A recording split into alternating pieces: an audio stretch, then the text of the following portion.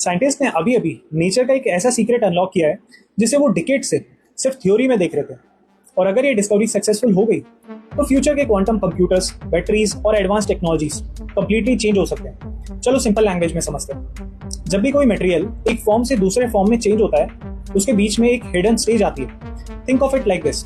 सबने कैटरपिलर देखा है, सबने बटरफ्लाई देखी है, लेकिन ट्रांसफॉर्मेशन का एग्जैक्ट मोमेंट वो देखना ऑलमोस्ट इम्पॉसिबल होता है। और साइंस में भी एग्जैक्टली यही प्रॉब्लम थी। साइंटिस्ट को पता था कि मटेरियल्स चेंज होते वक्त एक हिडन ट्रांसफॉर्मेशन स्टेट से गुजरते हैं, लेकिन वो स्टेट इतनी अनस्टेबल होती है कि उसे ऑब्जर्व करना ऑलमोस्ट इम्पॉसिबल था। अब गेम चेंज होता है। ब्राउन यूनिवर्सिटी और यूनिवर्सिटी ऑफ मिशिगन के रिसर्चर्स ने specially design silver nano particles बनाए और पहली बार उन्होंने उस हिडन ट्रांजिशन स्टेट को कैप्चर कर लिया। मतलब जो चीज पहले सिर्फ इक्वेशंस में एग्जिस्ट करती थी, अब साइंटिस्ट उसे रियल लाइफ में देख सकते हैं और यही एक्चुअल ब्रेक थ्रू है। लेकिन स्टोरी यहाँ खत्म नहीं होती।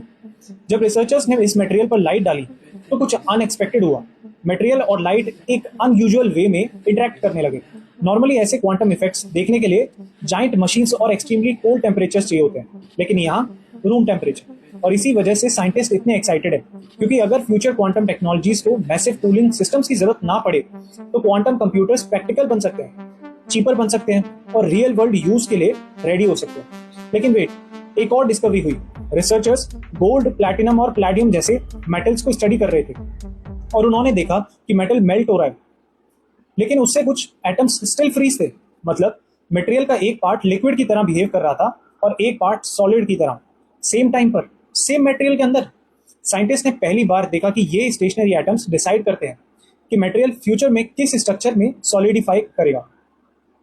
और ये बहुत इंपॉर्टेंट है, क्योंकि अगर हम इस प्रोसेस को कंट्रोल करना सीख गए तो stronger materials, better batteries, more efficient energy systems और रेयर मेटल्स का स्मार्टर यूज पॉसिबल हो सकता है।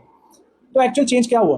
पहले साइंटिस्ट इन हिडन स्टेट्स को सिर्फ प्रिडिक्ट कर सकते थे, अब वो उन्हें देख सकते हैं, स्टडी कर सकते हैं और फ्यूचर में कंट्रोल भी कर सकते हैं। और हिस्ट्री बताती है, जब भी साइंस किसी हिडन प्रोसेस को कंट्रोल करना सीख लेती है, उसके बाद टेक्नोलॉजी का नेक्स्ट चैप्टर स्टार्ट होता है। तो follow the way contact, because कल की टेक्नोलॉजी आज इजी लैंग्वेज में।